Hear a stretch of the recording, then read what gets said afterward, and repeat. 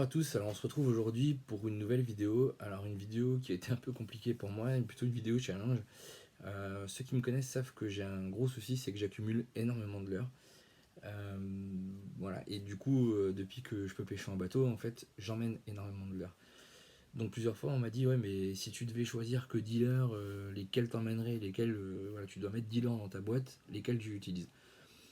Je me suis vite rendu compte finalement que, au début ça a été assez compliqué, puis finalement je me suis rendu compte que ces dealers là c'est les leurres que j'utilise tout le temps. Alors déjà la première chose, un grand sage m'a dit un jour que la première chose qu'un leurre attrape c'est le pêcheur. J'en suis la preuve je pense. Évidemment, la première chose à faire, c'est comme dans toutes les pêches, c'est d'être au bon moment, au bon endroit. Si vous êtes dans la strike zone, au bon moment, j'ai pas à dire que n'importe quelle leurre va passer, va faire du poisson, mais il y a quand même beaucoup plus de chances. Euh, si je devais commencer ma sélection par un leurre, ah oui, j'ai aussi envie de dire, si j'emmène aussi beaucoup de leurres, c'est que j'ai souvent plusieurs fois le même leurre dans des coloris différents, des tailles différentes, et puis j'ai aussi souvent ceux que je sais qui fonctionnent très bien, je les ai aussi d'avance, au cas où j'en perds un, ou si j'en ai un qui est abîmé parce qu'il a beaucoup marché le jour-là. Donc voilà. Alors si je devais mettre en numéro un une de mes révélations depuis 2 ans, le Vatalion. Alors il n'y a qu'à voir dans quel état il est celui-ci pour comprendre. Donc je vais l'avoir dans des couleurs différentes et dans aussi j'ai du flottant et du coulant.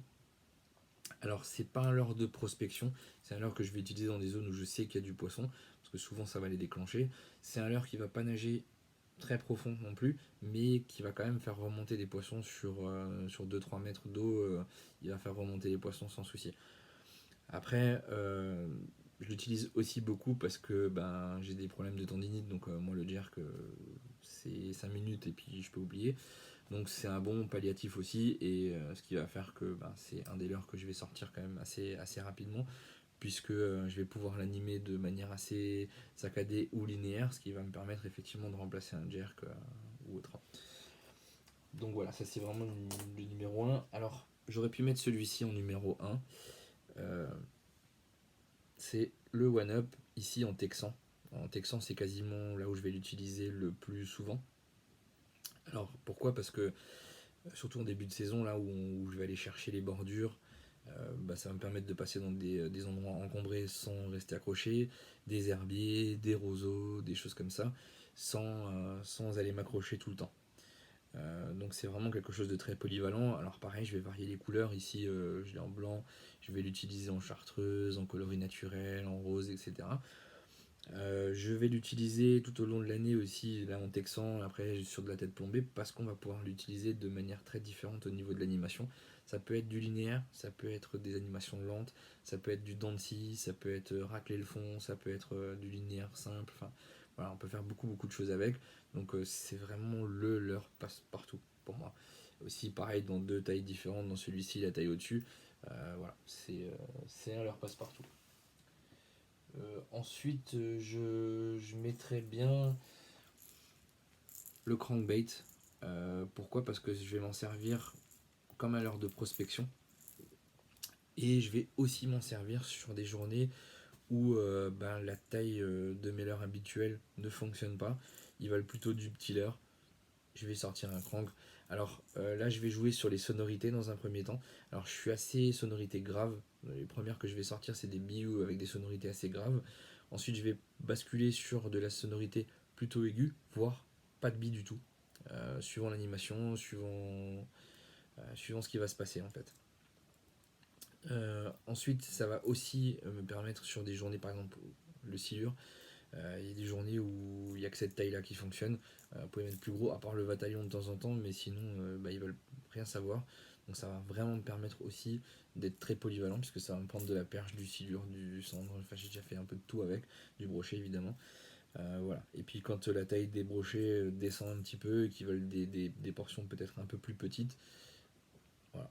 Et puis souvent, comme c'est du flottant, ça va permettre aussi d'aller jouer dans les couches d'eau, etc., à côté des herbiers ou au-dessus des herbiers. Donc c'est vrai que c'est quelque chose d'assez sympa, ou même d'aller chercher dans les herbiers et d'arracher un peu les herbiers en laissant remonter, etc. C'est vraiment quelque chose de très polyvalent aussi, et à pas négliger non plus. C'est vrai qu'au début je le négligeais un petit peu et je me suis vite rendu compte, souvent ça débloque la situation. Donc pareil, incontournable. Je mettrai ensuite le chatterbait. Alors, pourquoi le chatterbait? Parce que j'ai un problème avec le spinnerbait, tout simplement. C'est que je fais pas de poisson avec. Alors, j'ai beaucoup de collègues qui pêchent avec moi qui vont sortir des spinnerbaits et qui vont faire du poisson. Et ça sera pas mon cas. Donc, au final, j'ai trouvé le chatterbait qui pour moi était une grosse révélation. Alors, ici, vous pouvez le voir, j'ai mis un grub en trail.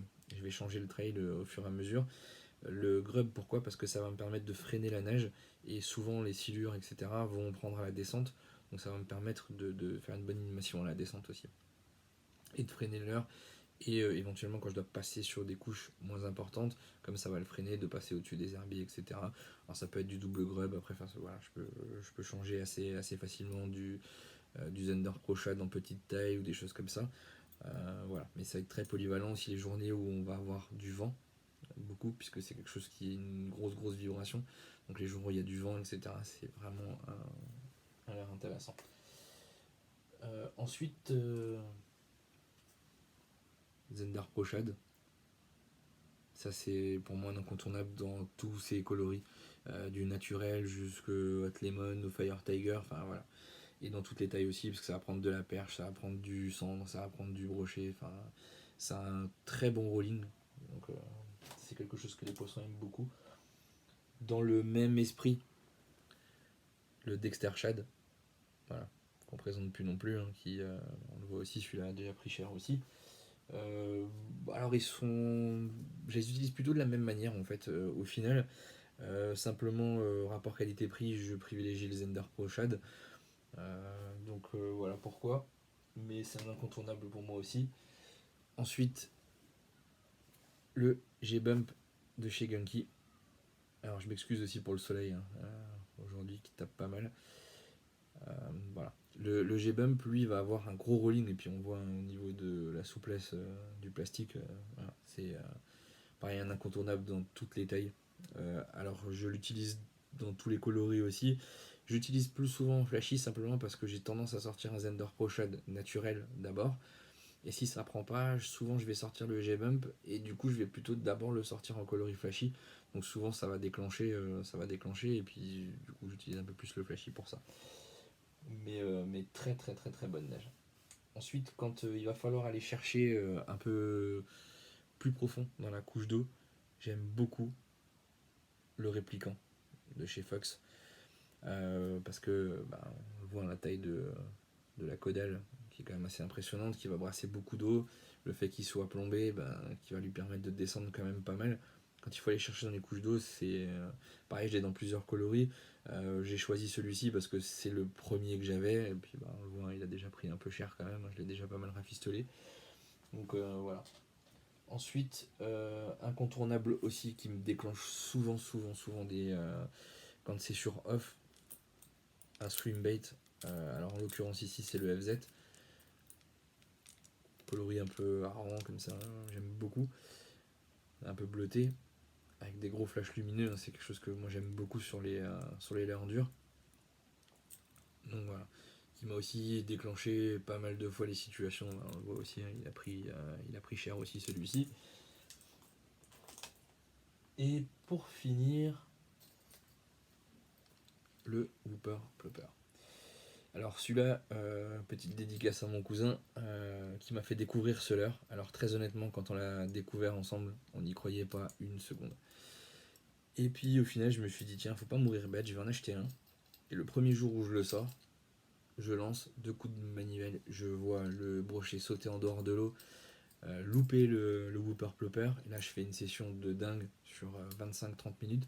Parce qu'il faut savoir quand même que c'est un leurre qui va fonctionner sur un laps de temps défini, plus ou moins long, mais voilà. Ça va être sur des durées, ça va pas être sur une journée complète. On s'est vite rendu compte au final que ça fait quand même beaucoup de poissons. Celui-là pareil, alors je suis désolé encore une fois pour le soleil, mais on voit que voilà, il a pris aussi pas mal. Alors par contre, ça va être sur des animations parfois simplement linéaires, parfois ça va plutôt être des stop and go.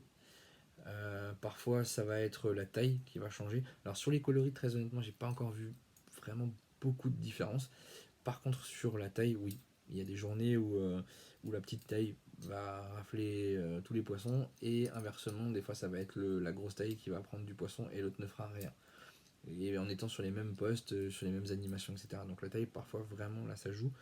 Autant sur les coloris, comme dit, j'ai pas vraiment encore vu de différence. Pour l'anecdote, il m'est déjà arrivé sur une journée, début de saison, il fait moche, il pleut, il n'y a rien qui marche, je passe ma boîte, et au bout d'un moment, mais complètement dépité, je prends le Whooper Plopper, je me dis, allez, je suis sur des herbiers, je vais essayer. Et puis je déclenche 4 poissons en quelques minutes, alors qu'il ne s'est rien passé avant. Donc ouais, c'est vraiment pour moi un leurre à avoir dans sa boîte. Alors parce que c'est le seul leurre de surface qui pour moi fonctionne. J'ai déjà essayé des frogs, alors que pareil, j'ai des amis qui font pas mal de poissons avec, je fais pas. Du stick bait non plus, enfin voilà, c'est pas des leurres qui fonctionnent pour moi. Par contre, le Whooper Plopper, peut-être parce que c'est plus facile à animer, mais du coup, pour moi, ça fait du poisson. Alors il y a des journées où vous pourrez le sortir 20 fois, 50 fois, ça vous ferait pas une touche. Euh, voilà, il y a des journées où effectivement c'est le leurre à avoir dans sa boîte. Voilà, bon, on a fait le tour des dealers. J'espère que ça vous a plu. Encore une fois, désolé pour le soleil, mais aujourd'hui c'est assez compliqué. Euh, J'espère que tout ça vous a plu. Si vous avez des questions, n'hésitez pas, j'y répondrai. Si tout ça vous a plu, vous connaissez la chanson aussi, un petit pouce bleu, un abonnement, ça mange pas de pain, mais ça fait toujours plaisir. Voilà, à très bientôt.